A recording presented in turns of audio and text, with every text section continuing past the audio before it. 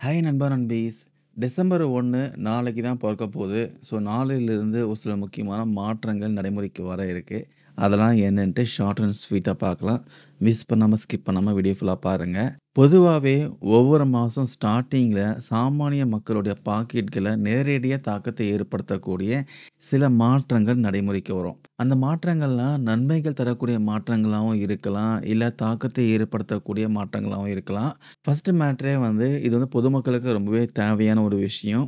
அதாவது fake OTP வந்து கண்டறியதுக்காக ஒரு சில முக்கியமான மாற்றங்கள் ட்ராய் பார்த்தீங்கன்னா, அறிமுகம் பண்ண போறாங்க. இனிமேல் வந்து தொலைத்தொடர்பு நிறுவனத்தா கூட அங்கீகரிக்கப்பட்ட நிறுவனங்கள் மட்டும் தான் ஓடிபி சென்ட் பண்ண முடியும். ஃபேக்கான ஓடிபிலாம் பார்த்தீங்கன்னா, தொலைத்தொடர்பு நிறுவனங்களே வந்து ஸ்டாப் பண்ணிருவாங்க. அது வந்து உங்களுக்கு ரீச் ஆவாது. எந்தெந்த நிறுவனங்கள்லாம் வந்து தொலைத்தொடர்பு நிறுவனத்துக்கிட்ட ரிஜிஸ்டர் பண்ணியிருக்காங்களோ, அந்த நிறுவனங்கள் கிட்ட இருந்து மட்டும் தான் உங்களுக்கு ஓடிபி ரிசீவ் ஆகும். அது பேங்க் டிரான்சாக்ஷனா இருந்தாலும் சரி, இல்ல ஏதாவது ரிஜிஸ்டர் பண்ற வெப்சைட்டா இருந்தாலும் சரி, எதுவா இருந்தாலும் சரி, அங்கீகரிக்கப்பட்ட நிறுவனத்திட்ட இருந்து மட்டும் தான் ஓடிபி வரும். ஸோ ஸ்டார்ட்டிங்ல பார்த்தீங்கன்னா, இந்த ஓடிபி வரதுக்கு கொஞ்சம் தாமதம் ஏற்படுறதுக்கு வாய்ப்பு இருக்குன்னு சொல்றாங்க. போக, போக வந்து ஓடிபி வந்து சீக்கிரமா வரும்னு சொல்லியிருக்காங்க. அதுக்கப்புறம் எல்பிஜி கேஸ் சிலிண்டர் விலையில கண்டிப்பா மாற்றம் இருக்குன்னு சொல்றாங்க. யூசுவலாவே பார்த்தீங்கன்னா, இந்த கேஸ் சிலிண்டர் பிரைஸ்லாம் வந்து எவ்ரி மந்த் வந்து மாற்றி அமைப்பாங்க. லாஸ்ட் மந்த் கூட வந்து வணிக பயன்பாட்டுக்கான கேஸ் சிலிண்டர் பிரைஸ்லாம் வந்து கொஞ்சம் இன்க்ரீஸ் பண்ணாங்க. ஆனா, வீட்டு உபயோகத்துக்கான கேஸ் சிலிண்டர் பிரைஸு கொஞ்ச நாளாவே பார்த்தீங்கன்னா, அதில கை வைக்காம இருக்காங்க. மேபி வந்து டிசம்பர்ல கேஸ் சிலிண்டர் பிரைஸ் வந்து இன்க்ரீஸ் ஆவதுக்கு வாய்ப்பு இருக்குன்னு சொல்றாங்க. வெயிட் பண்ணி தான் பார்க்கணும். அடுத்த விஷயம் கிரெடிட் கார்டு விதிகள ஒரு சில மாற்றங்கள் பண்ண போறாங்க. நெறைய பேங்க்ல இந்த கிரெடிட் கார்டுக்கான ரிவார்ட் பாயிண்ட்ஸு, அப்புறம் சலுகைகள், ஸோ இவையெல்லாம் மாற்றி அமைக்க திட்டமிட்டுருக்காங்க. எஸ் பேங்க் கிரெடிட் கார்ட் ஆகட்டும், அப்புறம் HDFC, SBI, ஆக்சிஸ் பேங்க்கு, ஸோ இவங்கலாம் பார்த்தீங்கன்னா, ஒரு சில முக்கியமான மாற்றங்கள்லாம் பண்ண போறாங்க.